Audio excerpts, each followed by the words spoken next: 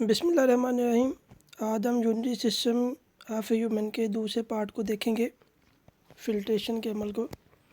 होता यह है, जैसे ही एफेरेंट आर्टरी से यहाँ से ब्लड ग्लोमेरुलस की तरफ आता है, तो ग्लोमेरुलस में से फिल्ट्रेशन जो है, यानी इसमें से जो बेकार मादे हैं या कुछ चीज़ें यहाँ से फ़िल्टर होके इस पोर्शन में आ जाती हैं, इस पोर्शन के अंदर यहाँ पे, जिसको हम बोमैन कैप्सूल बोलते हैं।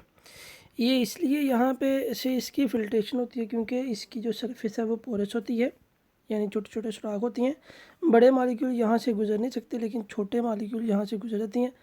बड़े मालिक्यूल जो रेड ब्लड सेल है, वाइट ब्लड सेल, यानी जो ब्लड के सेल्स हैं, वो यहाँ से पास नहीं होते, लेकिन जो छोटे मालिक्यूल हैं जैसे वाटर हो गया, साल्ट हो गया, इस तरह के कुछ नाइट्रोजीनियस कंपाउंड्स हो गए, वो यहाँ से गुजर के बोमैन कैप्सूल में आ जाते हैं। तो इस अमल को हम बोलते हैं प्रेशर फिल्ट्रेशन, क्योंकि ब्लड यहाँ पे प्रेशर के साथ आता है और प्रेशर की वजह से ही मालिक्यूल यहाँ से ट्रांसफ़र होती हैं, और इस वजह से इसको बोलते हैं प्रेशर फिल्ट्रेशन, क्योंकि ये इस तरह काम ब्लड प्रेशर की वजह से हो रहा होता है। और यहाँ पे जो चीज़ आ जाएगी बोमैन कैप्सूल के अंदर, इसलिए इसको हम बोलेंगे ग्लोमेरुलर फिल्ट्रेट, ग्लोमेरुलर फिल्ट्रेट, क्योंकि ये ग्लोमेरुलस से आया है। और इसमें कुछ यूज़फुल चीज़ें भी आ गई हैं, साथ साथ ग्लूकोज भी आ गया, अमीनो एसिड भी आ गया, साल्ट भी आ गया, और वाटर अभी भी कुछ ना कुछ हमारे लिए इम्पॉर्टेंट है, यहाँ पे आया हुआ है। अब यहाँ पे इसकी होगी रीअब्जॉर्प्शन, क्योंकि यहाँ ट्यूब्यूल्स इस पोर्शन से ना, इसको बोलते हैं प्रोक्सिमल ट्यूब्यूल। इस पोर्शन से इतना इतना जो पोर्शन है, यहाँ पे से रीअब्जॉर्प्शन होती है, और ये नीचे वाले जो पोर्शन है लूप ऑफ हेनले बोलती हैं, यहाँ से भी रीअब्जॉर्प्शन होती है। यानी लूप ऑफ हेनले और प्रोक्सिमल ट्यूब्यूल से रीअब्जॉर्प्शन होगी, और जब ये रीअब्जॉर्प्शन हो जाएगी तो बाकी जो चीज़ बचेगी उसको बोलेंगे नाइट्रोजनियस वेस्ट। वो डिस्टल एंड तक, एंड पे पहुंचेगी, यानी डिस्टल एंड पे जो चीज़ पहुंचेगी वो नाइट्रोजनियस के वेस्ट होंगे।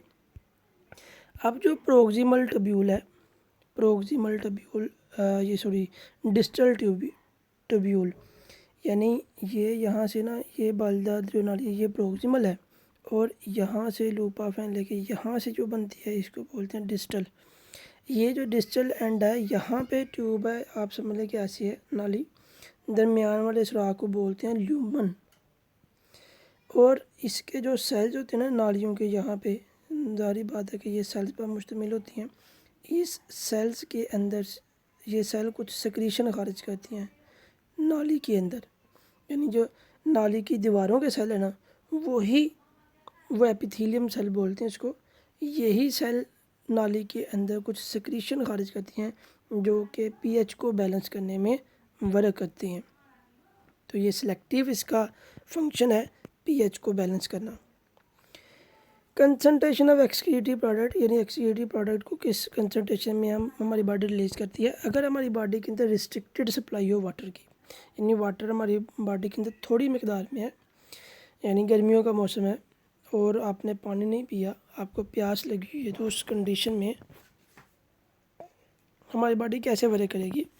से कि आपने रोज़ा ही रखा हुआ है, तो आपकी बॉडी में उस वक्त पानी की कमी होगी।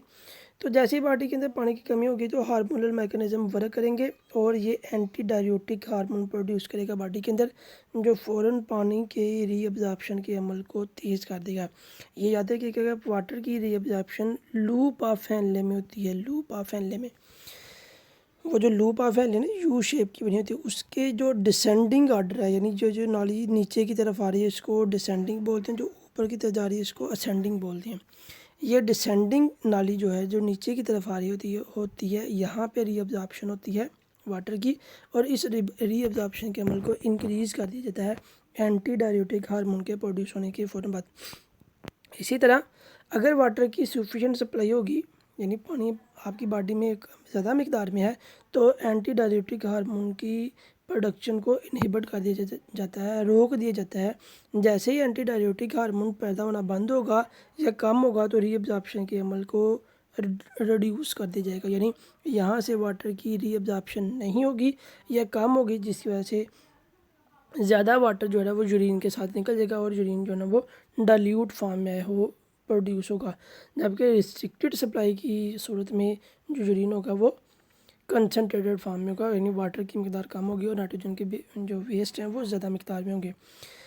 एक अंदाजे के मुताबिक जो रिसर्च है वो ये बताती है कि जितने भी मैमल्स हैं उनके अंदर रीअब्जॉर्प्शन का अमल 99.5% तक होता है, यानी जो फिल्ट्रेशन ग्लोमेरुलस से आती है उससे 99.5% वाटर को दोबारा रीअब्जॉर्ब कर लिया जाता है।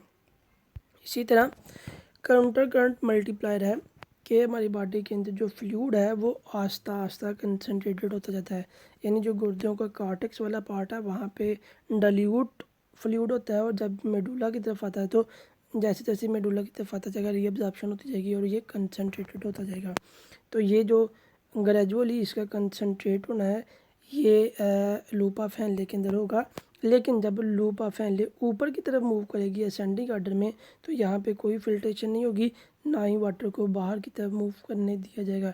यहाँ से सिर्फ सोडियम को ट्रांसपोर्ट किया जाएगा, लेकिन वो भी एक्टिवली, यानी एक्टिव ट्रांसपोर्ट के ज़रिए।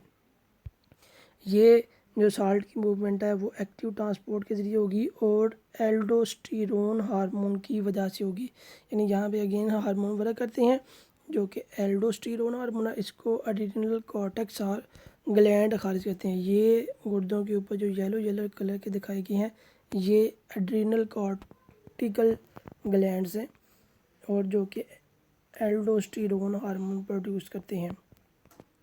इसी तरह एक और हार्मोन है ADH, एंटी डायरियोटिक हार्मोन। इसका नेम आपने लिख लेना बुक के ऊपर, एंटी डायरियोटिक हार्मोन। ये जो पिट्यूटरी ग्लैंड है जो आपने 10th क्लास में पढ़ा था, इंशाल्लाह इस बुक में भी हम अगले चैप्टर्स में जाके पढ़ेंगे। पिट्यूटरी ग्लैंड के 2-3 लोब्स होती हैं, एंटीरियर, पोस्टीरियर और एक मिडल वाला लोब्स होता है। इसका जो पोस्टीरियर लोब है वो